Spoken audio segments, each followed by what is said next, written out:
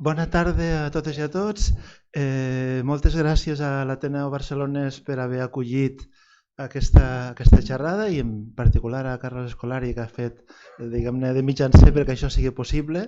Hem de confessar que per poc no arriba la ponent perquè a la Barceloneta els taxis no hi havia manera que passessin, però finalment l'han pogut rescatar sana i estàlvia i segur que s'adaptarà a la Barcelona del del dia després de Sant Jordi, que sempre és una bona oportunitat. Em toca presentar molt breument a la conferenciant. Rosana Reguillo va néixer a Guadalajara, Mèxic, l'any 1955 i, com ella sempre diu, és un híbrid entre l'exili republicà espanyol. El seu pare era un militant del Partit Comunista, militar i enginyer de Renfe, que va arribar amb els vaixells famosos a Veracruz, però la seva mare era una xapaneca, diguem-ne, del Mèxic profund, que els antropòlegs mexicans dels quals parlen, i aquesta unió entre disciplina republicana i comunista i storytelling del Mèxic profund ha creat una investigadora que, com aquest matí amb Carlos parlant en una entrevista que li hem fet a la universitat, dona aquesta fusió, podríem dir, entre etnografia i big data, no? Entre la descripció d'un relat micro i el món global. Ella és investigadora a temps complet de l'ITESO, que és un centre universitari de Guadalajara, on ha estat molts anys donant docència i, diguem-ne, ara en els últims anys ha impulsat una experiència molt interessant que es diu Signalab, que és un laboratori, diguem-ne, d'investigació, però també molt vinculat a l'activisme a l'entorn dels temes socials i sobretot dels temes de la violència que avui estan candents. La seva trajectòria com a investigadora està molt influïda per dos comunicòlegs de referència, Jesús Martín Barbero, alguns dels que estan a la sala també són molt amics d'aquest gran comunicòleg hispano-colombià, i Néstor García Canclini, que és també un antropòleg i investigador argentino-mexicà de llarga trajectòria. En el cas de Rosana, com també aquest matí en la conversa hem comentat, cada 5-6 anys ella publica un llibre que és com una petjada en el camí que a molts ens inspira. El primer que jo vaig conèixer quan vaig arribar a Mèxic l'any 91, acabava de publicar, o estava a punt de publicar, En la calle otra vez, que és la primera investigació sobre les bandes juvenils i les formes de comunicació, grafiti, etc., a Guadalajara. Després, l'any 96, va publicar La construcció simbòlica de la ciutat, la seva tesi doctoral sobre un moviment social molt important que va haver a partir d'un fet dramàtic que va passar a la ciutat. L'any 2000, Emergència de cultures juveniles, que és la primera aportació teòrica amb aquesta conceptualització, que es va reeditar 12 anys després. Los jóvenes en México l'any 2010, i les dues últimes aportacions són Paisajes insurrectos, que parteix de tota l'anàlisi dels moviments post-indignats. En el cas de Mèxic, Jo soy 132, però hi ha també una comparació molt interessant amb Occupy Wall Street i amb Black Lives Matter i amb altres moviments socials del que ella defineix com a tecnopolítica. I aquest últim llibre, que acaba de publicar a l'editorial Net, Necromàquina, Cuando morir no es suficiente, que dona títol a la conferència d'avui i que, per qui tingui interès, està a la vostra disposició a fora de la sala per poder-lo comprar. És un assaig, no cal que diguis de què tracta perquè és el tema de la conferència d'avui. Per tant, li dono la paraula i ja passo a escoltar-la i després el Carlos moderarà el debat posterior. Muchas Adelante, gracias. Rosana. Gracias. Bueno, muy buenas tardes a todas y a todos. Me da un enorme gusto estar aquí. Muchas gracias a mis colegas, a Carlos y a Carles, principalmente, que son una especie como de brujos y magos que cuando supieron que yo venía primero a Madrid organizaron toda la movida y aquí estoy. Por supuesto, debo un gracias enorme al Ateneu.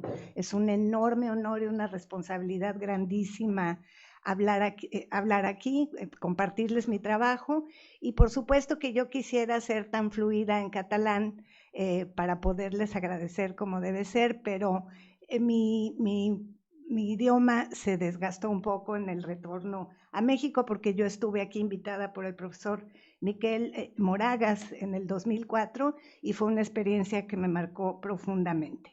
Bueno, debo confesar que últimamente me cuesta muchísimo hablar sin llorar.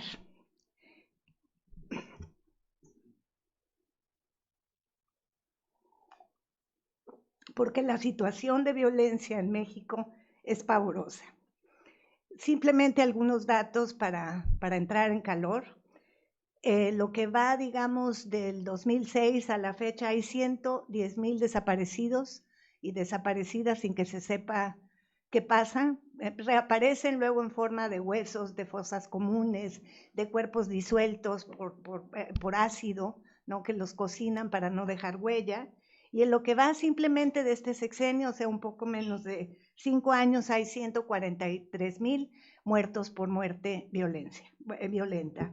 Tenemos unas de las tasas de feminicidio más altas de América Latina y finalmente ahora tenemos un problema que las autoridades han querido minimizar, que es el caso de las caravanas migrantes centroamericanas que entran a México y México se convirtió por una firma que hizo el gobierno en el tercer país seguro, así se llama eufemísticamente los pactos, y entonces México se ha convertido en una especie de aduana y de frontera de muerte para estos hombres y mujeres y niños, estos menores no acompañados cada vez en mayor cantidad que cruzan un país que se ha convertido en una zona de exterminio. Voy a tratar de ser lo más objetiva, lo más clara, lo menos académica posible para tratar, digamos, de comunicarles lo que está sucediendo y de qué va esta investigación. Necromáquina, cuando morir no es suficiente. En esta primera transparencia ustedes ven una especie como de muro de metal. Este muro es la frontera entre México y los Estados Unidos y esta barda de metal se construyó con lo que quedó de las pistas de la Guerra del Golfo. O sea, se dice que es un metal que está altamente contaminado y son un poco más de 9 kilómetros de frontera metálica, más los muros que levantó el señor Trump, ¿no? Y la segunda imagen es, digamos, la imagen, a mi juicio, es una metáfora del gran poder que ha adquirido el llamado crimen organizado, el narcotráfico, que no se agota en el trasiego de drogas, sino que ahora controlan el cruce de territorios, la producción de drogas sintéticas, el control del pequeño comercio, ¿no? Hay ahora lo que se llama derecho de piso, donde una señora que tiene una florería tiene que pagar el 45% de sus ingresos a la plaza, como se llama, que es estos grupos del crimen organizado. Y por supuesto, digamos, esto es muy importante desde una lógica antropológica, decir que estas violencias no son iguales en todo el país, hay cambios sustantivos, ¿no? Por ejemplo, tenemos el caso de Michoacán, donde los grupos del crimen organizado tienen un fuerte componente mesiánico, sus soldados son soldados cruzados que están en una labor de protección, es una cosa muy extraña. No me quiero meter demasiado en eso, pero tenemos, por ejemplo, los grupos de Ciudad Juárez, ¿no? Que son mucho más empresariales, ¿no? Esto es un poco como para entrar en materia. Yo empecé, digamos, mi trabajo inicial como antropóloga estuvo muy vinculada siempre a los jóvenes en situación de precariedad, en los barrios, en zonas y en territorios sumamente complejos.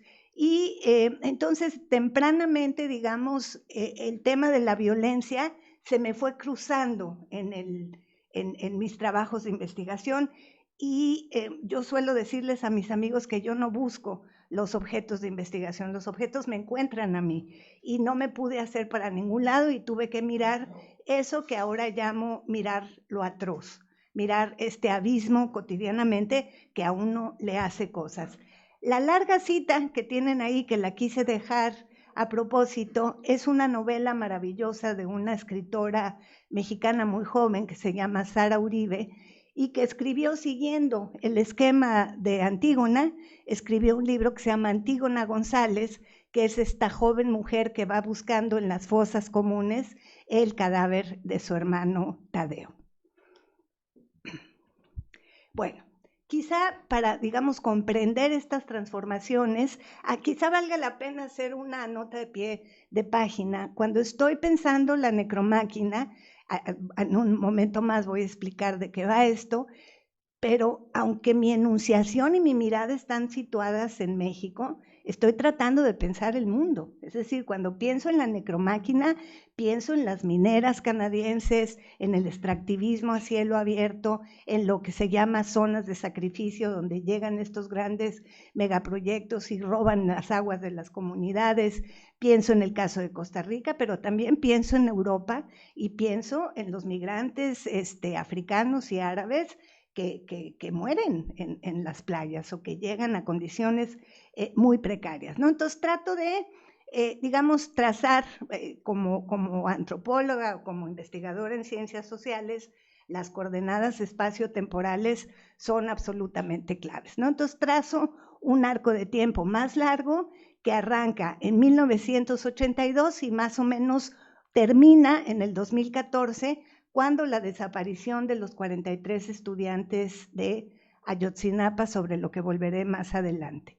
Entonces, este es un periodo clave porque es cuando vamos a ver el ajuste estructural en América Latina, el endurecimiento de las políticas neoliberales, los experimentos, digamos, por ejemplo, en Ciudad Juárez, que se convierte en el primer gran experimento de la producción industrializada, pero específicamente de pequeñas partes, que son lo que en México denominamos la maquila, ¿no? Que son estas enormes naves industriales que se colocan en el desierto, donde entran a las 5 de la mañana, a las 4 de la mañana, estos cuerpos jóvenes que son engullidos por esta maquinaria de muerte y son vomitados, ¿no? Bulímicamente, estas maquilas son bulímicas, los vomitan en la forma ya de cuerpos agotados, jóvenes que se mueren tempranamente.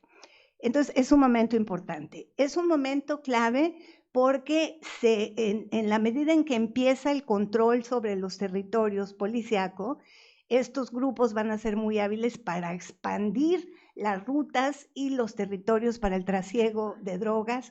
Es un momento donde Puerto Rico, que ni de verla ni temerla, de pronto aparece en esta economía de muerte, porque era muchísimo más fácil burlar la aduana y las autoridades estadounidenses entrando la droga desde Puerto Rico, ¿no? Entonces va a haber una serie de transformaciones en el territorio. Y luego viene, digamos, la emergencia de lo que podríamos llamar en este momento todavía los carteles, estos grandes señores de la droga que, digamos, todavía guardan algún tipo de código, algún tipo de norma, algún tipo de respeto por los rivales, ¿no? Esto es muy importante porque se va a empezar a deteriorar y luego vamos a ver en la fase anterior, en el ciclo corto, qué es lo que sucede con esta lógica de los grupos del crimen organizado, ¿no? Está, por supuesto, el crecimiento de la dimensión empresarial de las drogas, ¿no? Son verdaderas empresas, fábricas, digamos, de producir dinero a gran escala y, sobre todo, algo que es muy relevante, que me compartía un colega antropólogo brasileño, y él me decía, yo no logro entender por qué en México estos crímenes, estos grupos del crimen organizado son tan extremadamente violentos cuando es muy malo para el negocio, ¿no? O sea, la violencia es extremadamente mala para el negocio y sin embargo el modelo de expansión económica de estos grupos pues ha resultado por ser muy exitoso, ¿no? Luego viene esta dimensión mesiánica de la que yo les hablaba, sobre todo en los grupos de Tierra Caliente, Michoacán, Guerrero, Estado de México, donde la lógica que impera es una mezcla entre guerrilla maoísta, religión evangélica y lo que yo encontré haciendo trabajo de manera, pues a veces arriesgada en esta zona, fue la apropiación de los líderes de lo que se llamó la familia michoacana y luego los caballeros templarios, ¿no?, que pusieron a temblar todo el territorio de Tierra Caliente, un libro o unos libros de John Eldredge que se llaman Los Corazones del Ministerio Redimido, Ministerio de los Corazones Redimidos, perdón. Y esta es una especie de autoayuda machista, blanca, loca, donde toda la hipótesis es que la gran crisis social se debe, uno, a que los hombres perdieron su actitud guerrera y su actitud bélica en el mundo, por un lado, y por el otro, por supuesto, que las mujeres salieron a trabajar. Entonces, eso explicaría todo el declive social. Entonces, estos, mientras están haciendo negocios con la droga, están indoctrinando a las poblaciones sobre esta triple articulación, lo cual vuelve el caso de Tierra Caliente algo muy, muy difícil. Y luego vendía esta idea de las olas expansivas, ¿no?, que van haciendo cambios, ¿no? Entonces, por un lado, en el arco de tiempo corto que iría del 2014 al 2023 a la fecha, tendríamos lo que yo denomino en el libro las guerras, es decir, guerras en plural, porque como trato de enfatizar, no se puede pensar el narco o el narcotráfico en singular, hay que pensarlo siempre en una lógica de plural, hay que pensarlo siempre en los efectos locales, ¿no?, como el locus importa, el lugar importa, y entonces estas guerras han transformado territorios, han transformado tejido social, han puesto en crisis el pacto social, han contaminado a las autoridades, digamos, de contacto inmediato, ¿no? Y algo que para mí ha sido muy relevante, que es una idea a la que yo llego dialogando con los biólogos, porque me parece que hoy día justamente la interdisciplina resulta fundamental y tenemos que hablar con los matemáticos, los ingenieros tienen que hablar con la gente de ciencias sociales, etcétera. Entonces este concepto lo tomo de los biólogos, la idea de efecto borde, que para mí ha sido clave porque el efecto borde en biología es esa zona, es una tercera zona que emerge cuando entran en contacto dos ecosistemas distintos. Entonces, este efecto borde que estamos viendo en muchos pueblos, comunidades, ciudades de México y América Latina en lo general, es justamente la emergencia o el surgimiento de este tercer espacio, este efecto borde donde están pasando cosas terribles, ¿no? O sea, porque ya no es, digamos, el orden de lo legal ni el orden de lo ilegal, es otra cosa, donde hay códigos, normas, formas de dirimir el conflicto, totalmente distintas y de espaldas a la sociedad, digamos, comillas, normal. Y algo en este tiempo corto que para mí ha sido absolutamente relevante, ¿no?, es la idea de cómo lo forense se instaura, ¿no?, y no solamente en México, sino en muchos lugares, lo forense se convierte, digamos, en un eje vertebrador de muchas, digamos, de nuestras catástrofes contemporáneas, ¿no? La evidencia forense, el hueso en la fosa, el ADN, ¿no? Hay una especie de CSI o de CSI, ¿no? Muy, digamos, espectacularizado, pero al mismo tiempo esta dimensión de lo forense ha vuelto, por ejemplo, en el caso de México, algo que es brutal, ha vuelto a las madres buscadoras en expertas forenses. Y decir esto es profundamente doloroso. Mujeres que salen a hacer trabajo de campo, explorando los territorios, estas zonas de exterminio donde los cadáveres son enterrados, donde son disueltos con ácido, etcétera, etcétera, y van con herramientas sumamente precarias, pero ya saben reconocer dónde hay cuerpos. Entierran palos en la tierra, sacan el palo, lo huelen y dicen, aquí huele a muerto. Pero una vez que localizan las fosas, estos cuerpos se convierten, digamos, en lo que ellas llaman sus tesoros, ¿no? Entonces, lo que trato de hacer con esto que les comparto es la idea de construir como esta atmósfera, ¿no? Como este clima en el que estamos viviendo la vida cotidiana, ¿no? Entonces, indudablemente, la evidencia empírica nos dice que todo empezó en las fronteras, ¿no? Empezó en Ciudad Juárez, empezó en Tijuana, empezó en Piedras Negras, todas las zonas fronterizas con Estados Unidos fueron, digamos, como una especie de laboratorio en el que, digamos, se fueron construyendo estos dispositivos violentos y esta lógica, digamos, de articulación de estos poderes que van a transformar la geografía, van a transformar la lógica y van a transformar lo que podemos entender como biopolítica o la política de hacer vivir a las poblaciones, ¿no? Entonces, ¿qué es lo que yo intento en la investigación sobre la necromáquina? Intento, digamos, construir, porque estoy convencida, ha sido siempre uno de mis desafíos fundamentales, que a veces carecemos de categorías para aproximarnos a la realidad y a veces nos conformamos con la repetición de lo que en la mañana Carlos Scolari llamaba conceptos zombies, ¿no? Que van sobreviviendo, pero que pierden cualquier capacidad explicativa. Entonces, eso implica que uno vaya construyendo todo un andamiaje teórico, ¿no? La teoría para mí no es esta floritura que uno escribe para ganar premios, sino un instrumento de trabajo, un instrumento que debe ser profundamente eficaz para hacer hablar la realidad, hacer hablar los datos, ¿no? Entonces, lo que intento es construir este andamiaje. Entonces, por supuesto que yo empiezo a intuir la necromáquina a finales del 2010, pero todavía ahí no existe la necromáquina. Ahí lo que vamos a tener es otra cosa que voy a explicar más adelante.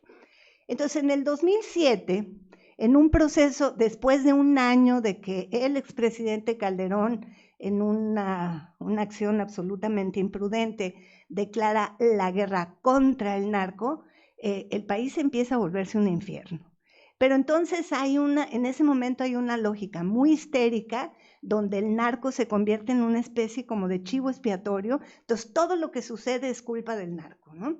Entonces es muy importante luchar contra eso, pero también entender que la dimensión de lo ilegal no alcanza para explicar todo lo que está sucediendo. Y ahí es donde acuño esta noción de paralegalidad, que luego para mí va a ser muy útil y va a ser muy, digamos, reproducida por investigadores más jóvenes para nombrar procesos, donde lo que afirmo ya desde el 2007 es que estos grupos criminales no viven en la ilegalidad, ni siquiera se lo preguntan. Lo que hacen es fundar un orden paralegal. Es una especie de zona franca, ¿no? Donde lo que hacen es generar códigos, normas, lenguajes, mitos, símbolos, y se convierten, digamos, en los señores de un territorio al margen del Estado, paralegal o paraestatal, si de alguna manera pudiera ayudar este símil, ¿no? Y esto es muy fuerte. Y entonces, a partir de esta noción, empiezo a pensar, digamos, siempre las violencias en plural, pero empiezo a pensar cómo se va agudizando la dimensión abismal en la medida en que las violencias detonan procesos sumamente complejos, ¿no?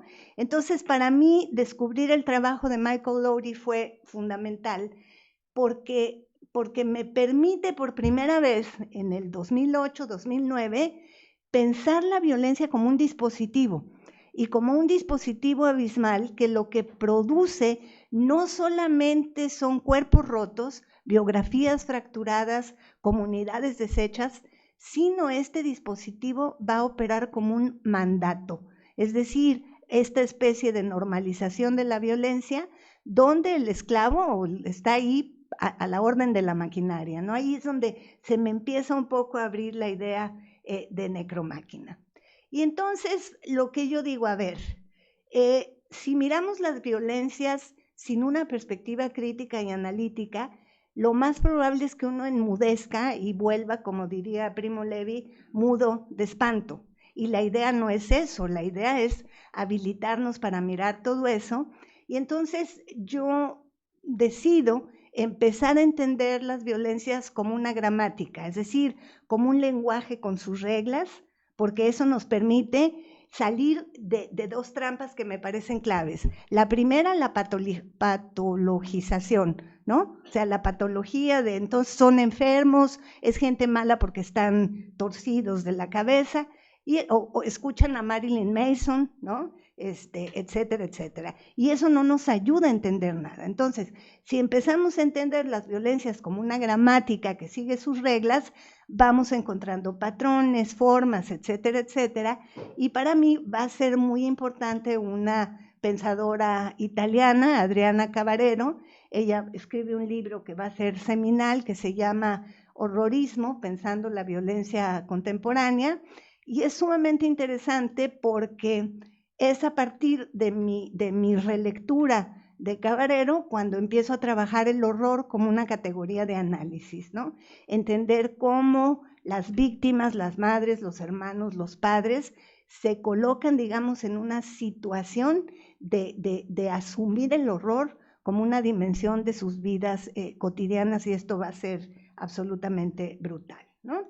Pero llega el gran momento en el que entro en contacto con el trabajo, a mi juicio, de uno de los pensadores más sólidos de la contemporaneidad, que es el camerunés Achille Mbembe, que en 2011 escribe esta obra fundamental de la necropolítica, donde, digamos, lo que él está pensando desde la larga noche colonial africana, desde ahí es de donde escribe su libro, pero nos va a permitir entender una cosa que va a ser fundamental: la necropolítica como una forma de gobierno, la necropolítica como una forma de hacer, ya no la biopolítica de hacer vivir, sino la necropolítica como una fórmula para hacer morir a poblaciones enteras, ¿no?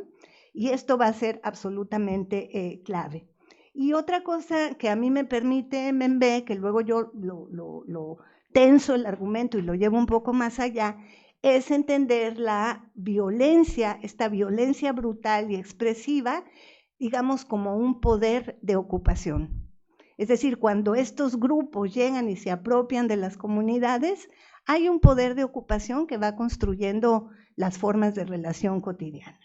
Así entonces, en el 2011, por encargo de NYU, de la Universidad de Nueva York, coordino un número que se va a llamar Narcomáquina, que es otro concepto que empiezo a trabajar en el 2011, para nombrar justamente lo que yo en este momento estoy viendo de manera muy clara, que es la articulación, les decía en la mañana a Carles y a Carlos, que es una especie como de misterio teológico, ¿no? De tres poderes en uno: el policía, el delincuente y el político, articulados, digamos, en una lógica de acumulación de ganancia, ¿no?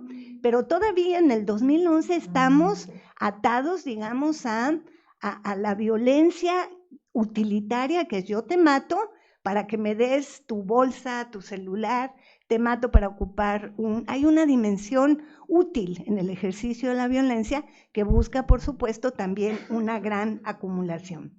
Es un momento en el que tengo fuertes discusiones con la academia norteamericana, porque en inglés la violencia es una, the violence, ¿no? Es una. Y entonces cuando yo empiezo a hablar de las violencias, se arman unas discusiones fuertísimas, y eso me obliga a mí misma, para habilitarme para discutir con los vecinos del norte, tengo que elaborar toda una configuración conceptual y metodológica para decir por qué en plural.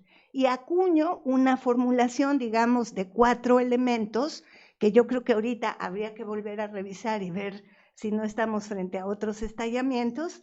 La violencia estructural, digamos que es, nombro violencia estructural a la violencia que ejerce el sistema sobre las poblaciones más vulnerables. Pienso la pobreza, pienso la dificultad de acceso a la justicia, pienso la marginación, la precariedad laboral, etcétera, como una forma estructural de violencia. Y luego me interesa, porque luego se cruzan, ¿no? Son unas amalgamas complejísimas, me interesa pensar en la violencia histórica, es decir, esa violencia que se ejerce son los grupos en función, digamos, de la construcción. No me gusta acudir a la noción colonial, pero en vista que no tenemos demasiado tiempo, digamos, a la visión dominante, donde se construye una violencia, se ejerce una violencia histórica sobre los pueblos originales, los afrodescendientes, los jóvenes en situación de precariedad, las pieles más morenas, más oscuras que otras, ¿no? Pero en el trayecto de mi investigación en Ciudad Juárez, cuando voy a hacer trabajo sobre los feminicidios, encuentro una formulación de la violencia que me pone los pelos de punta. Empiezo a conversar con las víctimas, para esto ya hay un montón de mujeres asesinadas y luego reaparecidas como cuerpos destrozados, no voy a entrar en detalles, y cuando hablo con la gente, me empiezan a decir, sobre todo los hombres, su angustia de que su hija, su hermana, su mamá, incluso su madre joven que trabaja en la maquila, les piden que por favor se corten el pelo y se lo pinten de rubio. Y cuando yo escucho esto digo, a ver, algo no estoy entendiendo. Y entonces voy a ver las fichas de los feminicidios y encuentro el retrato hablado de la mujer asesinada en Ciudad Juárez. Mujeres delgadas, de pelo largo, morenas. Es una constante. Entonces, ¿qué es lo que está? Esos cuerpos de estas mujeres que suelta el crimen en las calles, en los campos, etcétera, llevan un mensaje, ¿no? Llevan un mensaje fundamental de esto te puede pasar a ti. Entonces, ¿qué pasa? Que la gente trata de hacer un proceso, voy a ver si soy capaz de explicarlo de manera nítida, un proceso de desidentificación con respecto a la víctima. Para decir qué es un proceso de desidentificación, pienso en cómo mis amigos colombianos tratan de no parecer colombianos en un aeropuerto. Ahora los mexicanos también, ¿no? Es decir, uno busca desmarcarse de aquellas huellas que se imponen sobre lo que se considera problemático. Entonces, esta violencia disciplinante es quizá la más atroz de todas las violencias, porque lo que hacen es justamente someter al sujeto, en un sentido académico, someter a las personas a este mandato de la violencia y de la necromáquina. Y luego vendría la última forma de violencia, que es la difusa, que también es muy angustiosa. Monsiváis, con la genialidad que lo caracterizaba, decía que el secuestro en México se había democratizado, porque entonces todos podíamos ser secuestrados, todos éramos secuestrables, ¿no? Entonces, esta violencia difusa es aquella que viene de algún lugar que no sabes. O sea, te puede tocar una balacera, te puede tocar estar en el lugar erróneo, en el momento menos propicio. Entonces, una violencia que te tiene permanentemente al borde de la angustia, las madres que ven partir a sus hijas en la mañana a la escuela o al trabajo, van siempre con este temor, ¿no? No en todas las ciudades, por supuesto, pero en muchísimas partes del territorio nacional. Entonces, con estos elementos y la narcomáquina, hago un trabajo de investigación muy largo que va del 2010-2011 al 2014, cuando todo hace pum. Y ese hacer pum es Ayotzinapa, ¿sí? Ese es un elemento absolutamente clave. Ayotzinapa es un punto de inflexión, es la desaparición de 43 estudiantes de la normal de Ayotzinapa, de Iguala, donde se forman los maestros rurales. Son escuelas, son semilleros, digamos, de resistencia popular. Entonces estos jóvenes desaparecen, 6 que no están en esta lista de 43 son ejecutados la misma noche de la desaparición, y el caso emblemático es una criatura de 20 años, recién ingresado a la normal, que se llama Julio César Mondragón, cuyo aparece con el rostro desollado. Es una brutalidad enorme, se sabe que es desollado vivo, ¿sí? Y entonces en esta violencia disciplinante se busca mostrar este rostro desollado. ¿Y qué hace la sociedad mexicana? Devolverle el rostro a Julio, que es lo que yo llamo en mi trabajo y lo desarrollo en el libro, la rostridad, porque el rostro es un gesto político y la gente llena las calles de murales con el bellísimo rostro de Julio, camisetas, remeras, etcétera, etcétera, en un afán, digamos, por arrebatar del horror a este cuerpo de Julio César. Pero digamos, indudablemente Ayotzinapa marca una entrada terrible que luego se va a ir incrementando a lo largo de los años a partir del 2014. Entonces, a mí lo que me parece en ese momento es que hay que mirar la Górgona, pero al estilo de Italo Calvino en sus 6 propuestas para el fin de milenio. Si se acuerdan, hay un capítulo sobre liviandad, donde dice que Perseo logra vencer a la Górgona al verla en su reflejo, no mirarla directamente, ¿no? Entonces hay que desarrollar toda una estrategia para poder acercarse, ¿no? Entonces son metodologías en el límite, es recorrer territorios sumamente complejos. La imagen que tienen ahí corresponde al colectivo RECO en Tijuana. Este es un grupo que ha hecho un trabajo de rememorialización muy importante, y este lugar que tienen ahí se llama La Gallera, en una comunidad que se llama Maclovio Rojas, donde apresan a un señor que se autodenominaba, y también el lenguaje popular adoptó el nombre, el pozolero. El pozole es una comida mexicana, ¿no?, de granos de elote, que lleva un proceso de preparación que hay que destruir, o sea, hay que arrojar ácido para que el grano suelte, etcétera, etcétera. Entonces este tipo disolvió en ácido 300 cuerpos, y ahí yacen esos residuos que la autoridad llama la emulsión, y son cuerpos que no se pudieron recuperar, ¿no? Entonces esto les da ya una idea de que la narcomáquina empieza a tener una pata chueca, ya no me alcanza para nombrar estos procesos, entonces hay que avanzar, ¿no?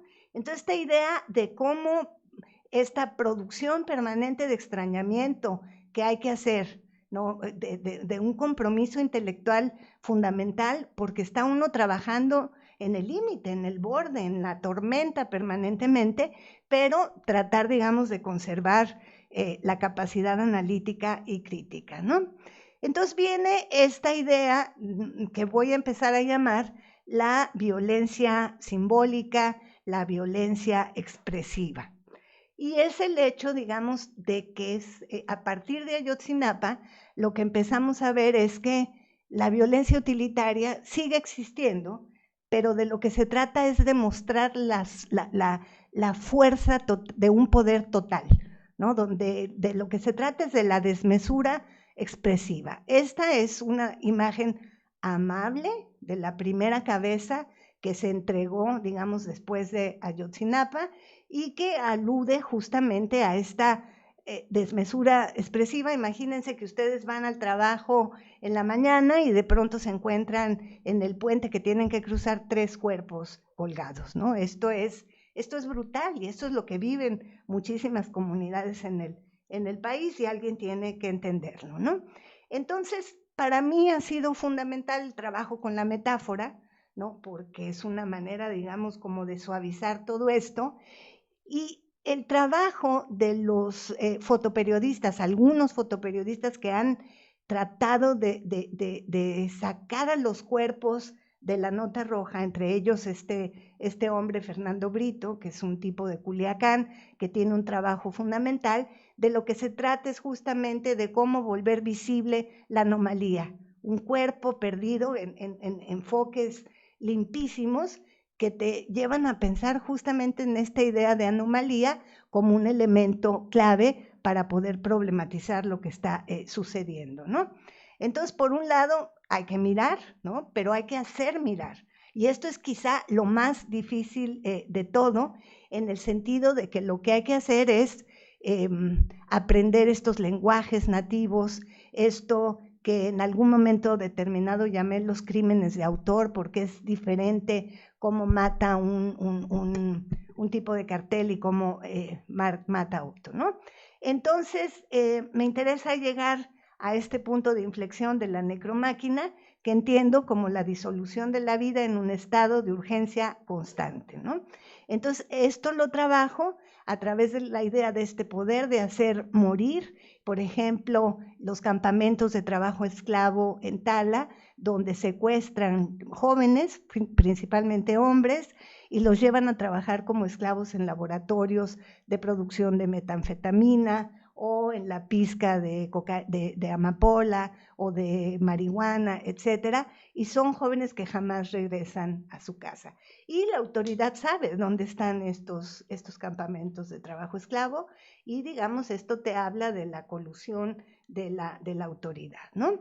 Entonces, llego aquí al subtítulo del libro de manera muy, muy rápida, y este subtítulo sale de una larga entrevista de un poco más de 36 horas con un joven sicario de la familia michoacana que entrevisto cuando está cumpliendo 16, 17 años. Es brutal, ¿no? Bueno, primero la construcción de mi relación con él, donde yo empiezo, digamos, a tratar de ganarme su confianza, preguntándole por el mes de su nacimiento, y ya me dice, le digo, eres Acuario, y se me queda viendo así como, igual que mi hijo. Y ya dije, me equivoqué, ya la regué en mexicanos, ya me equivoqué, voy a tener que empezar de cero. Y de pronto saca una medallita y la pone en su pierna y me dice, esta medallita me la dio mi mamá. Ella sí creía en esas cosas, fíjese, sí creía en esto de los signos y de esas cosas. Oiga, ¿y cómo son los Acuario? Le digo, son buenísima onda, se relacionan muy bien con la gente, son muy inteligentes, aunque son... Y ahí se soltó. Y claro, a lo largo de 36 horas me tiró piernas, lenguas, cabezas, o sea, de cómo lo fueron, porque esta gente es tan perversa que esta pedagogía del horror los enseñan a matar, ¿no? Los enseñan a torturar y a disolver.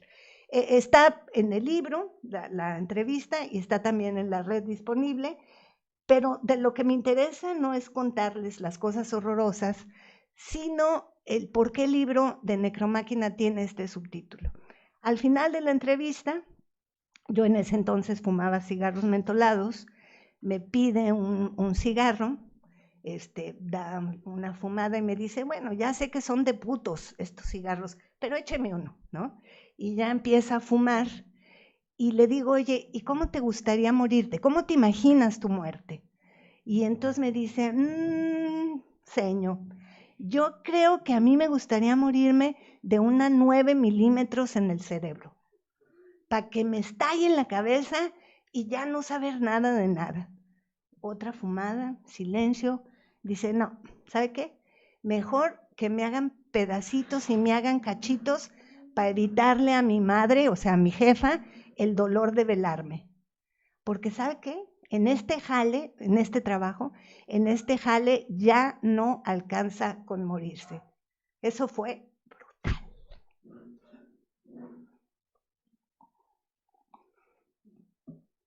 Bueno, entonces esa es la explicación del subtítulo. Cuando morir no es suficiente, porque ahora lo que hay que hacer es machacar, disolver, deshacer, dejar permanentemente las huellas de esta desmesura expresiva, ¿no? Y entonces esta idea de Maclovio Rojas en Tijuana, donde están estos 17,000 litros de restos, o sea, hasta poner una placa con ese retero es brutal, ¿no? O sea, ¿cómo pensamos la continuidad de Auschwitz con esto, ¿no? O sea, hay que articular un discurso sobre estos elementos. Y entonces la gente logró convertir esto en un espacio de memoria y van a rezar a sus muertos, ¿no? Entonces, en unas entrevistas que recoge este colectivo RECO, dice un hombre entrevistado que había perdido 2 de sus hijos y que nunca los encuentra y que está resignado a que están ahí entre estos fluidos, pues, ¿no? Y dice, no, es que lo que hay que hacer es venir a rezar a la gallera. Y es brutal. El trabajo de RECO tenía una página buenísima que era posible, digamos, para la gente estudiosa de estos elementos, pero también para los estudiosos del arte, de la fotografía, era muy poderosa, pero se cayó y no han vuelto digamos, a levantarla, ¿no? Entonces, me voy acercando hacia el final.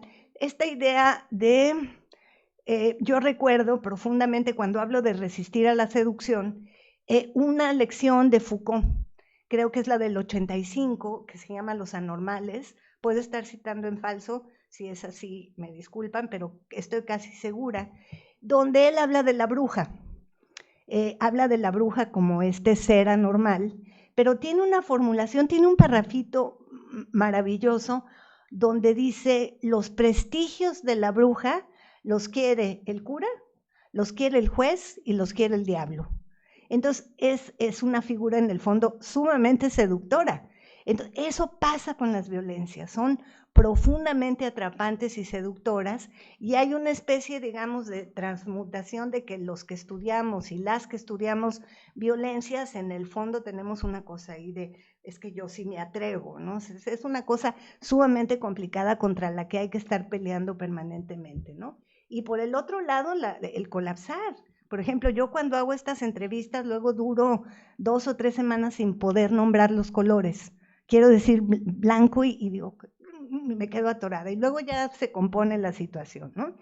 Entonces, es muy importante, digamos, colocarse en una situación de escucha y no de imputación. O sea, de no estás juzgando al otro, sino estás tratando de entender, ¿no? Y por el otro lado, el trabajo de traducción, que siempre es sumamente complejo, porque queda uno atrapado siempre en esta idea de si no estoy traicionando el sentido, ¿no?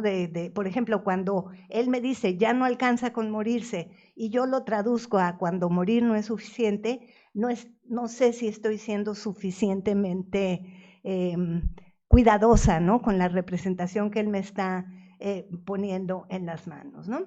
Entonces, creo que uno de los desafíos fundamentales para la gente que empieza a hacer este tipo de trabajo es romper con esta idea causal, ¿no? Si todo lo que es pobre termina por ser violento, si te maltrataron de chiquito, entonces vas a ser sicario, porque eso no ayuda, no tiene una dimensión explicativa poderosa, ¿no? Entonces, visibilizar la anomalía creo que es algo sumamente clave, y entonces, en ese sentido, mi compromiso, no solamente como académica, sino como activista de los derechos humanos en México, es nombrar estos procesos, sacar estos cuerpos de su secuestro estadístico. No estamos frente a cifras, estamos frente a biografías, frente a hijos, a madres, a mujeres, a hermanas, a novias, ¿no? Entonces creo que este es un trabajo muy importante, y ahí es, digamos, donde les voy a dar un respiro, porque están muy tensionados,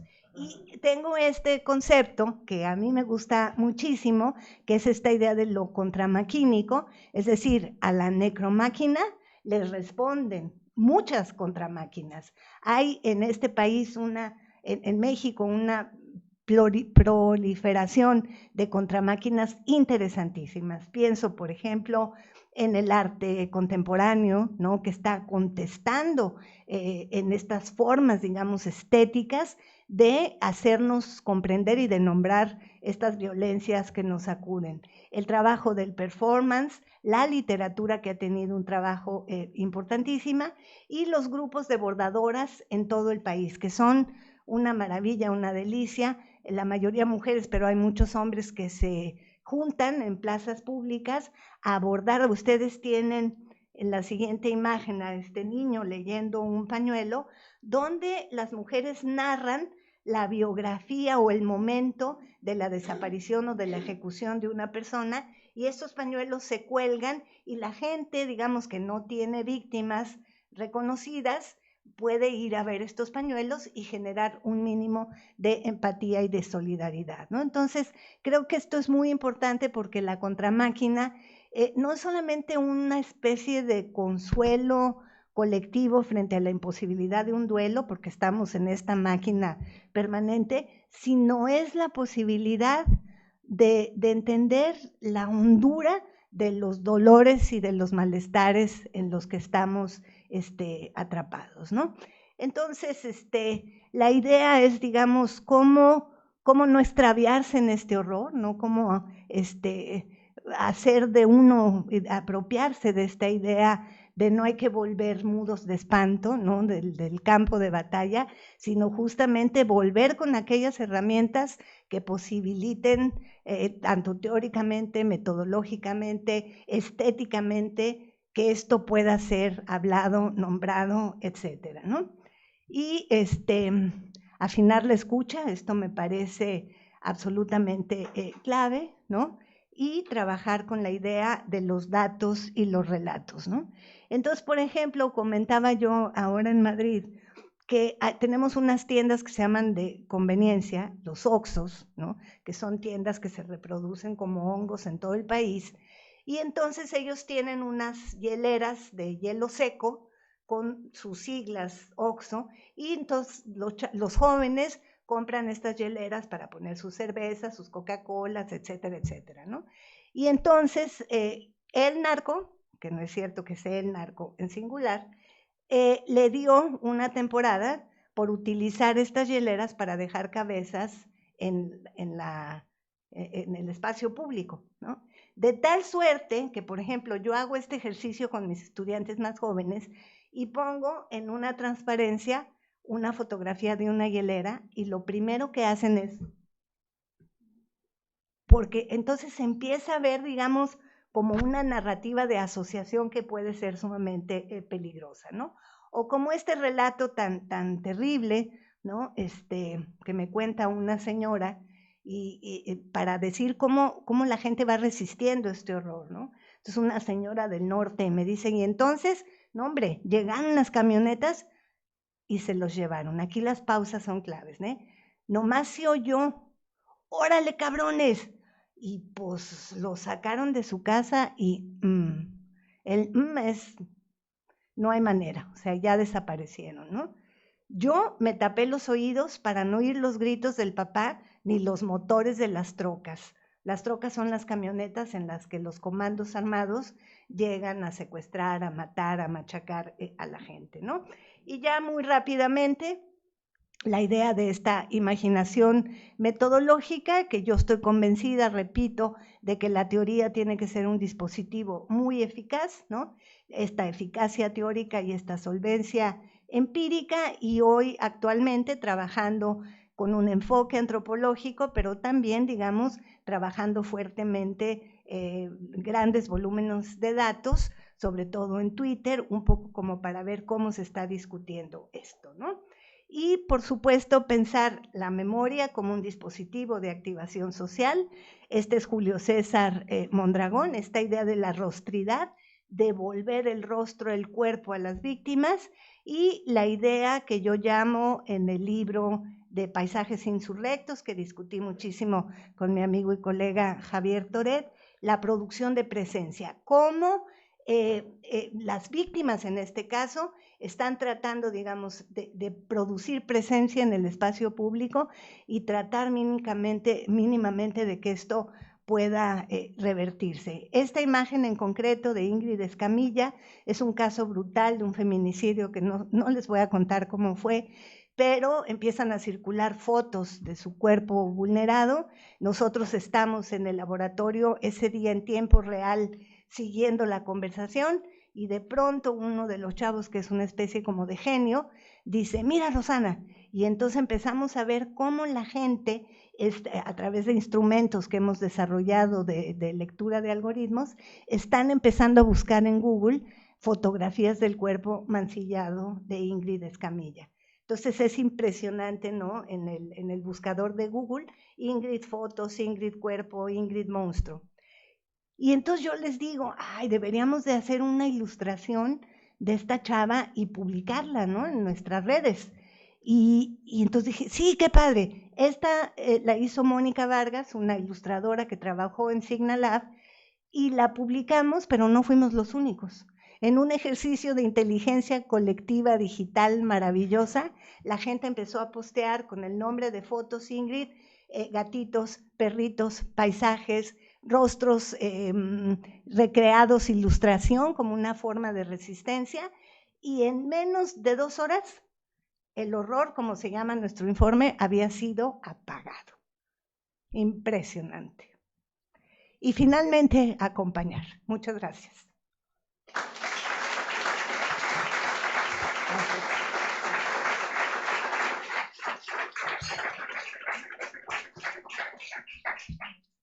Gracias.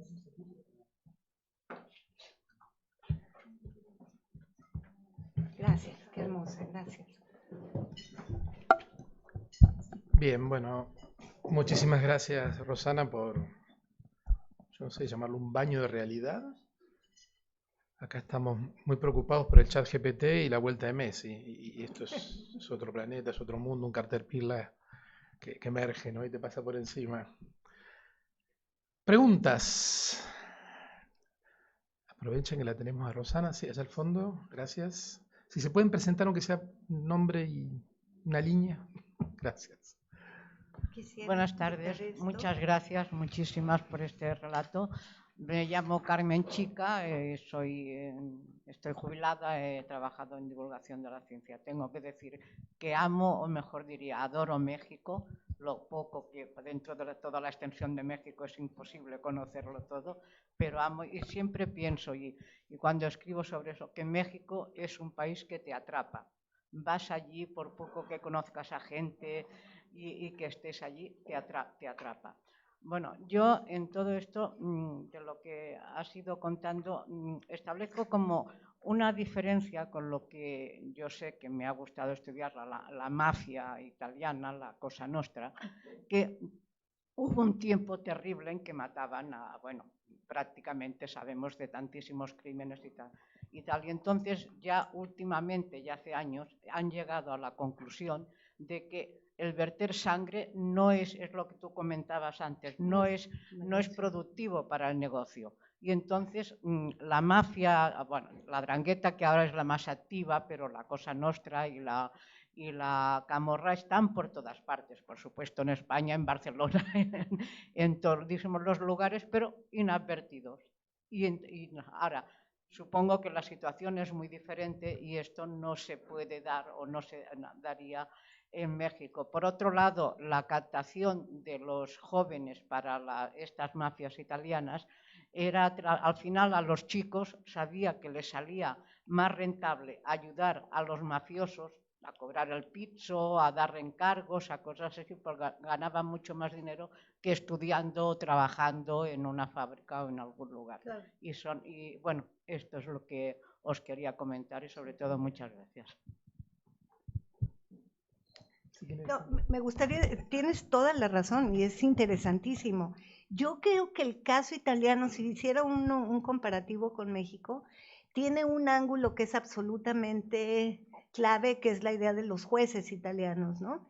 Que han tenido que tuvieron un papel, digamos, en el freno a la violencia, que fue clave, que en el caso de México, con la corrupción que tenemos, es prácticamente imposible de lograr, ¿no? Pero esto que dices de cómo atrapan a los jóvenes, por un lado está lo del trabajo esclavo, los secuestran, pero indudablemente hay todo tengo una estudiante de doctorado que habla de la producción de subjetividades débiles, ¿no? De estos sujetos jóvenes que se van entregando a este mandato, pero también donde tenemos el consumo suntuario, la troca, los dólares. Y para mí fue bien importante, me hiciste acordar de algo que para mí ha sido muy relevante, es la idea del deseo, ¿no? Que retomo de Luz fundamentalmente cuando él dice, yo no deseo el objeto, lo que deseo es el paisaje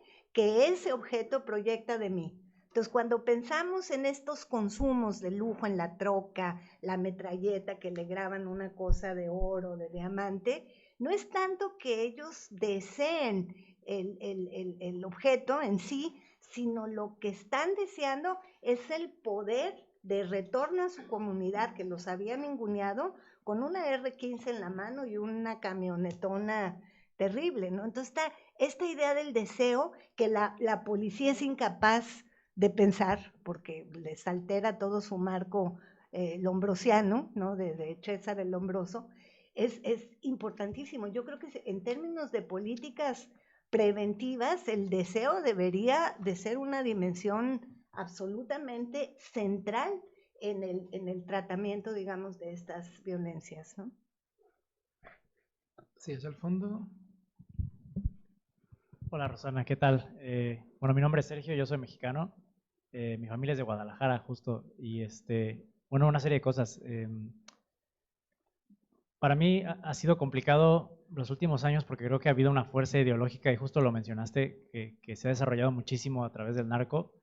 Y bueno, sabemos que hay una santificación, están estos santos del narco, hay un montón de herramientas ideológicas y religiosas que se van relacionando con el narcotráfico, y que ya no es, como tú lo dijiste, una situación meramente económica, ¿no? Ya se ha vuelto mucho más compleja que esto, ¿no? Y yo creo que también mi pregunta va un poco acerca del futuro, porque muchas veces estos jóvenes, y bueno, yo siendo joven y hablando con muchos de mis compañeros en México, pues muchos me dicen que en México no hay futuro, ¿no?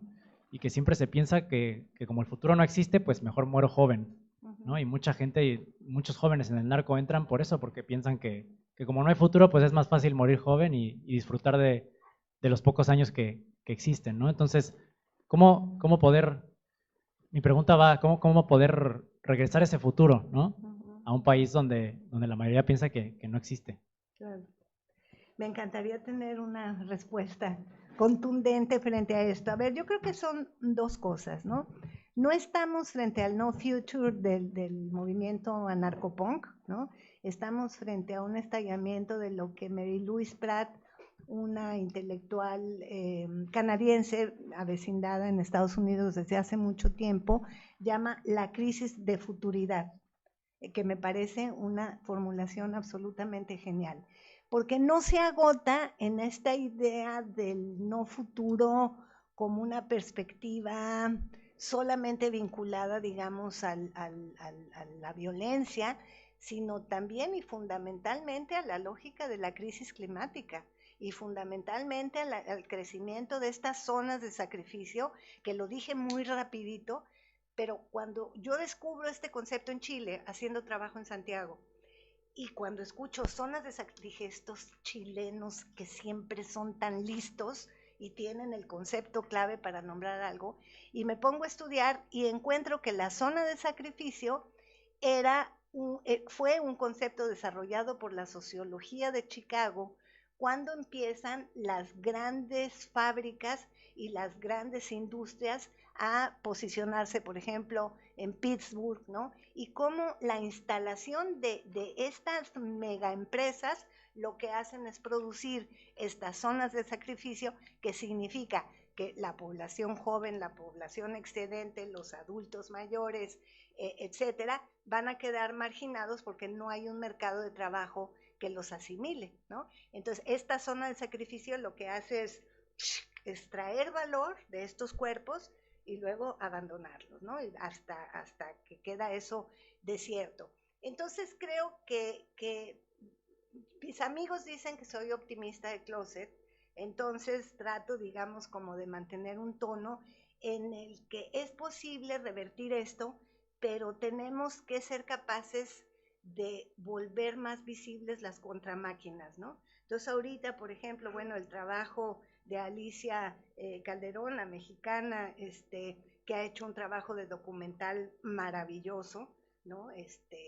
Tiene que ver justamente con dotar de visibilidad esto, porque en la medida en que no seamos capaces de interpelar las fibras emotivas, es decir, que la gente entienda que no es en algo andaba, como los argentinos, ¿no? Sí, sí. Algo habrá hecho. Algo habrá hecho, en algo andaba, esta lógica, ¿no?, circular de que no pasa nada. Si no logramos esto, esta crisis de futuridad, extractivismo, crisis climática, guerras del agua, muerte a los defensores de territorio, ¿no?, que esto está pasando en todo el mundo y de manera brutal en América Latina, pues el narco ni siquiera va a tener agua ya para producir su fentanilo, ¿no? Entonces, Sí, creo que lo que es importante es interpelarnos entre nosotros, pero no tengo una respuesta.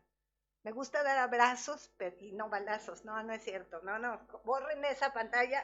Jamás dije eso. Si me citan, lo negaré. No, al contrario. Allá al fondo, gracias. Hola, soy Wendy de Ecuador, estoy estudiando un máster aquí en Barcelona. Y la situación es que todo lo que tú venías narrando sobre la situación de México es algo que lo estamos viviendo actualmente en Ecuador. Entonces, la cosa es que yo recuerdo desde muy pequeña, 8, no sé, 9 años, viendo cosas parecidas en Colombia, que las veíamos en las novelas, las veíamos en las noticias, luego todo esto en México, lo veíamos en las novelas, en las noticias, y me parece mentira que 10 años después estamos viviendo esto acá en Ecuador y no es el único país de la región que tiene situaciones parecidas. Entonces, cuando hablamos de ese tipo de cosas como de la violencia, de la narcomáquina, ¿cuál crees que es ese efecto que hace que se mueva en toda la región desde el norte hasta el sur y que han pasado 10 años desde que lo vivió México y 10 años después lo tenemos ahora abajo en el sur? Entonces no sé si a lo mejor hay algún roadmap por ahí de por qué es que se dan estas cosas. Claro, ¿no? Gracias. No, buenísima, buenísima tu intervención. A ver, indudablemente hay una cuestión a la que hay varias a las que podemos apelar para entender esto. Una primera es que ya, digamos, la noción de neoliberalismo ha perdido su potencia explicativa, ¿no? Todo es neoliberal, etcétera. Por lo tanto, yo diría que frente a lo que estamos, que agudiza estos procesos cíclicos, es el capitalismo predador, ¿no? Que estamos ya frente a un proceso de capitalismo salvaje donde no les importa nada, ¿no? Entonces, algo muy relevante y muy interesante es cómo, por ejemplo, parecía que los colombianos eran como que ya nadie los iba a poder superar en términos de violencia. Y era un momento, bueno, eras muy chiquita, pero era un momento en que se hablaba de la colombianización, ¿no? De Argentina, la colombianización de México. Ahora se habla de la mexicanización, ¿no? De Rosario, por ejemplo, de Rosario en Argentina, ¿no? Pero también es un proceso que yo me acuerdo, bueno, otra vez seguro no te vas a acordar, pero el famoso efecto tequila, ¿no? Y toda la crisis del mercado bursátil, del mercado económico, entonces empezó a hablar y del riesgo país en Argentina, se empezó a hablar de la argentinización de América Latina y de México, ¿no? Entonces como que nos encanta ir construyendo etiquetas porque eso nos ayuda, digamos, uno a minar nuestras propias culpas, ¿no? Así como a bajarlas, pero por el otro lado porque son explicaciones fáciles, porque van por la vía del contagio, y yo creo que no es así. Yo creo que tiene muchísimo más que ver con el endurecimiento del brazo punitivo del Estado, un brazo elefantiásico. Basta ver la respuesta de los policías ecuatorianos, de los policías mexicanos, de los mozos de escuadra. O sea, basta ver esos cuerpos policíacos para entender que hay un Estado que ha reducido su papel a la represión, vinculado a un capitalismo feroz que avanza como si ellos de veras fueran a terminar viviendo en la luna. Eso por un lado. Y por el otro, todo esto te lo explicas por el adelgazamiento profundo, o sea, así flaquito, flaquito, del brazo social del Estado. Entonces, cuando tú no tienes un brazo social fuerte, pues por supuesto que llegan estos grupos con oferta te vas a morir, pero tu mamá va a tener una casa propia, o un refri, o una estufa, o tú vas a tener un coche. Es indudable que arrasan, ¿no? Entonces tienes esta violencia del Estado, tienes el abandono de la política social. Yo no digo que hay que volver al estado de bienestar de la posguerra, eso está muy difícil, pero sí creo que no podemos dejar de señalar y de exigir que el brazo social del Estado tiene que tener incluso más fuerza que su brazo punitivo, ¿no? Entonces, por eso es, no es magia, ni es contagio, son condiciones estructurales que luego van a tener expresiones culturales diferentes, ¿no? Entonces, muy probablemente en Ecuador no te vayas a topar con un cartel Jalisco Nueva Generación que lo que hace es sembrar el terror a través de sembrar cuerpos por todo el territorio, ¿no? O sea, por eso es muy importante la dimensión comparativa y la pregunta por el lugar, por el espacio específico, ¿no? Un poco por ahí. En el caso argentino, seguramente como en Ecuador y otros países, ya estos fenómenos no están al nivel de México, pero van hacia allá. En el caso específicamente de la ciudad de Rosario, ya hace varios años fue gente de Medellín a explicarle qué podían hacer para no convertirse en la Medellín de los 80, ¿no? Exactamente. Una cosa se nota en Argentina, no sé, lo tiro como pregunta y el tema para charlar, es también la disolución del contrato social. Empieza a haber una violencia cotidiana, esto pasa en la periferia de Rosario o ciudades como Buenos Aires, dos vecinos se pelean porque el perro le entró en el jardín y se agarran a tiros. Exacto. Ahí no hay Estado, no hay nada, no hay reglas. Mediación, claro. Es la sociedad que se va disolviendo, ¿no? Exacto. Es un pacto social cada vez más estallado y también tiene que ver otra vez en términos estructurales del acceso a las armas, ¿no? Sí. Pero por el otro lado, aunque no tengas armas, tienes puños, ¿no? Entonces volvemos a este estado primitivo donde la violencia se convierte, así como el latín lo fue en su época, la violencia se convierte en la lengua franca, porque es más fácil dirimir un conflicto a través de la violencia que dirimir un conflicto a través de la mediación, etcétera, etcétera, ¿no? Entonces, sí, eso pasa. Por ejemplo, los casos de masacres que estamos empezando a ver en América Latina y que pensábamos que eran exclusivos de los Estados Unidos y que hoy vemos de manera muy repetirse en nuestra sociedad. Yo me acuerdo de un caso en Patagones hace muchos años de una criatura, un niño de 11 años, hijo de un policía, que masacra a la maestra y a 2 o 3 compañeros. Y bueno, el diario La Nación en aquel momento, su explicación era que el chavo era consumidor de la música de Marilyn Manson, ¿no? Ahí se agotaba el relato, ¿no? Pero nunca se trabajó la idea del padre policía que tenía el armamento, etcétera. Entonces, sí, yo creo que estamos en un momento de crisis civilizatoria ruda, ¿no? Por ejemplo, el subtítulo de mi libro, que es el libro optimista, Paisajes Insurrectos, es Jóvenes, Redes y Revueltas en el Otoño Civilizatorio. O sea, yo en el 2017 estaba convencida que estábamos ya en el otoño, ahorita no sé, la verdad no sé. Winter is coming. Winter is, exactamente, ya llegó. Winter is coming. ¿Alguna pregunta más? Tenemos 5 minutitos.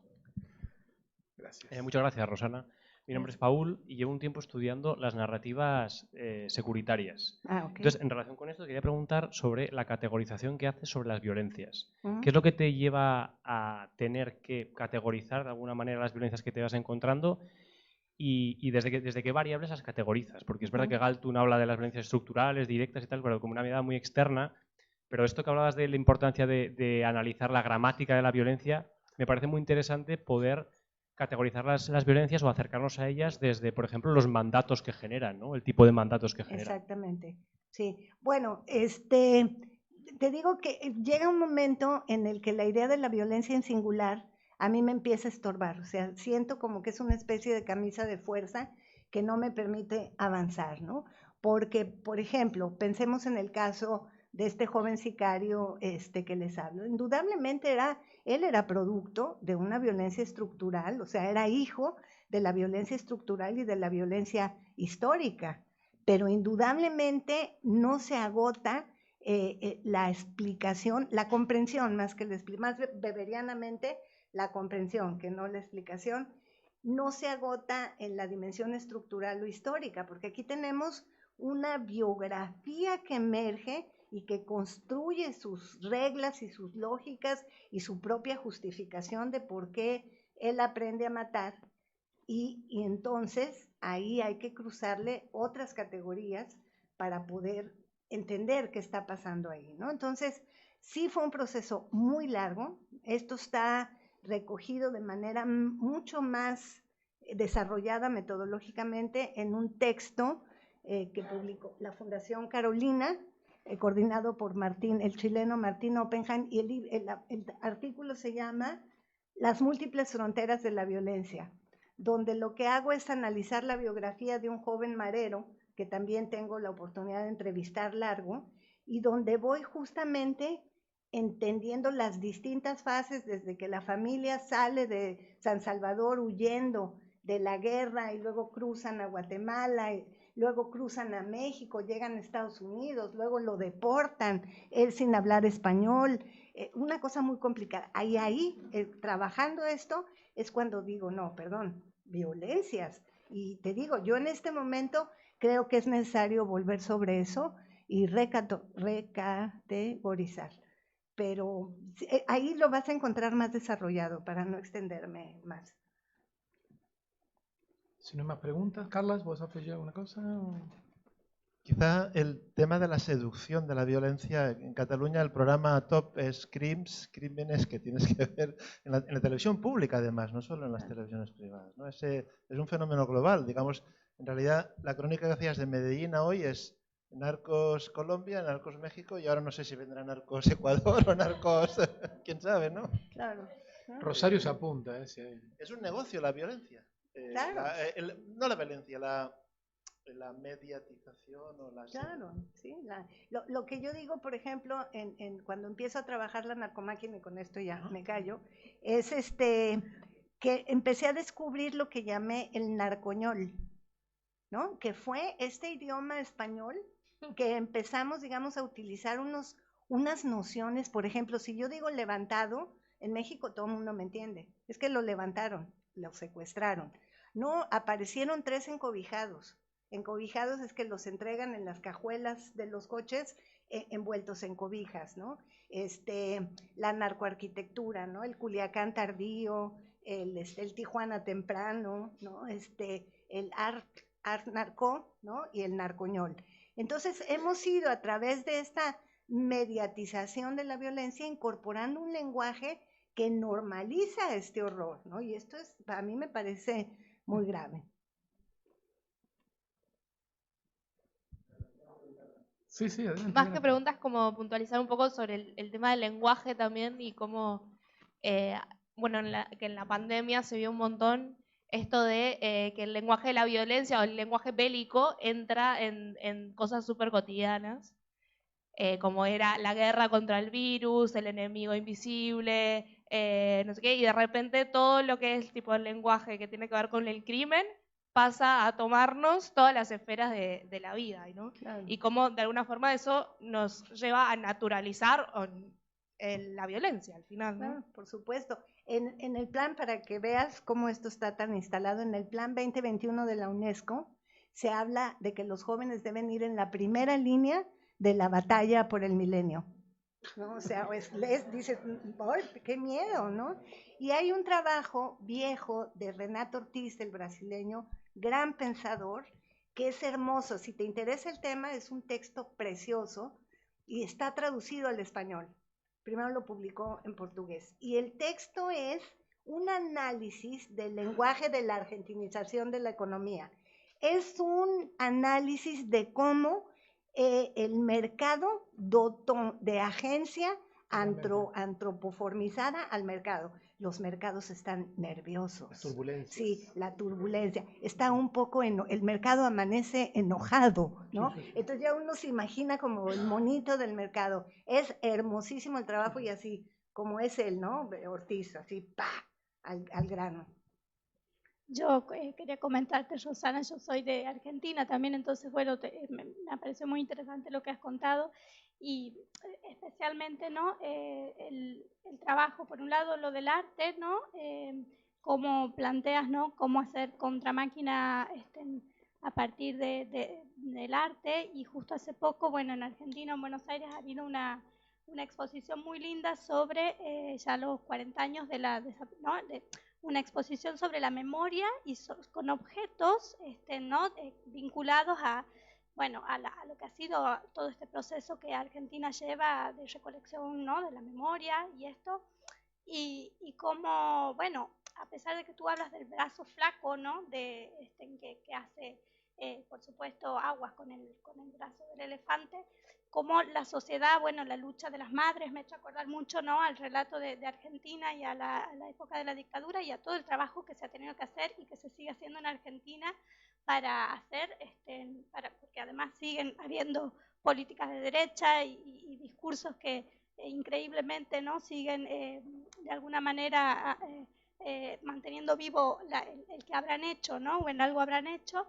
Pero bueno, y esta experiencia que has contado también, ¿no?, de Singalag y de cómo hacer contraefecto, ¿no?, cómo hacer contradiscurso, ¿tendrías alguna otra idea de prácticas, ¿no?, para contarnos? Porque bueno, me encantó las anécdotas, ¿no?, pero de cómo generar estos contradiscursos o generar respuestas que bueno, que nos hagan salir del logaritmo de esta cuestión, ¿no?, sino tan sistemática que parece que no podemos salir de esta red, ¿no?, claro, de violencia, claro, y demás.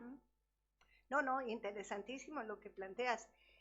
Pienso en dos cosas muy rápidas. La primera, en el libro de un colega nuestro muy jovencito, periodista, que se llama Darwin Franco, que acaba de publicar hace un año aproximadamente, sí, Tecnologías de la Esperanza. Un librazo, o sea, porque es un trabajo muy como, no quiero decir inocente en el feo sentido de la palabra, pero hay como una entrega absoluta. Él ha acompañado mucho a los colectivos de madres. Y entonces él trabaja 3 casos que son brutales de contramáquinas. La primera, las madres buscadoras que frente a la crisis forense, el estallamiento de los CEMEFOS, que se llaman centros forenses, ¿no?, donde guardan cuerpos, etcétera, etcétera, y la imposibilidad de políticas de ADN, etcétera, estas madres van con un cuaderno, marca escribe, no sé si funciona aquí la metáfora, o sea, un cuaderno de este tamaño, ¿no?, y entran a estos espacios forenses con un cuaderno y escriben: tatuaje de corazón en la muñeca izquierda, pantalón azul con una rotura en la rodilla derecha, camiseta. Entonces se obligan a ver estos cuerpos en descomposición y esas descripciones las publican en Facebook, en una página precarísima, y así muchas familias han encontrado a sus hijos, hijas, ¿no? Ese es un caso. El otro colectivo del norte del país que tiene un poco más de dinero, han aprendido a hacer fotometría. Es lo que te digo de la apropiación del lenguaje forense, y esto significa que a través de ciertos instrumentos logran ver la alteración de la tierra y dicen: ahí hay una zona de exterminio, ahí hay una fosa común. Y el último caso es de las madres de Monterrey, que son aguerridas y lo que le sigue, que aprendieron a volar drones, y con los drones capturan también alteraciones en el terreno. Entonces ahí tú tienes una apropiación tecnológica, ¿no?, en clave muy contemporánea, una resistencia brutal y una contranarrativa que a mí me parece absolutamente maravillosa, ¿no? Y hace un par de semanas estuve con Javier Sicilia, este poeta que dejó de serlo, dice él, porque le mataron a su hijo en una ejecución brutal. Estuvimos con las madres de Por Amor a Ellos en Zapopan, en un museo, y fue en una exposición que se llama Poder Blando. Y uno se pregunta por qué Poder Blando, ¿no?, porque es una muestra sobre desaparecidos. Y resulta que la lideresa del grupo, la señora Lupita, la entrevista al artista que luego pinta a estos desaparecidos. Es una muestra muy pequeña pero muy poderosa. Cuando está tratando de convencer a la gente de que los ayuden a escarbar, dice: entonces hay que convencerlos y hablarles bonito y llevarles refrescos y llevarles comida, porque es la única manera. Entonces esta chava, esta mujer artista joven, llama poder blando a este poder de esta mujer de mantener viva la búsqueda de los familiares, no a través del grito ni de la demanda, sino a través de la amabilidad, ¿no? Entonces tienes todos estos ejercicios y tienes en el extremo el trabajo maravilloso de Teresa Margolles, ¿no?, que es una artista de una potencia norteña de Culiacán, de Ciudad Juárez, y ella tiene un trabajo, bueno, es demoledor. Se me olvidó, pero ya no tenemos tiempo. Ella tiene varias obras, ¿no?, entre una sobre la que acabo de escribir a mí me gusta trabajar sobre su trabajo, que se llama Tarjeta para picar cocaína, que ella repartió en una bienal en Venecia. Ella se roba, es un coco, se roban las cobijas de los encobijados en la morgue y luego los somete a un proceso de lavado y en los pabellones trapea con ese líquido. Entonces imagínate lo que eso te provoca. Pero esta en concreto, en Venecia, entrega a los asistentes estas tarjetas para picar cocaína y la gente, por supuesto, las recibe festivamente, ¿no? Y entonces a la hora de voltear la tarjeta, es una tarjeta como bancaria, y a la hora de voltearla está un cuerpo espantoso, corrupto, con las fosas reventadas. Entonces, a mí me gusta pensar en el que el trabajo de Margolles es repulsivo, pero también es recursivo, o sea, te mete a ti en ese circuito de economía de muerte. Es brillante, síganla, tiene muchas piezas en internet.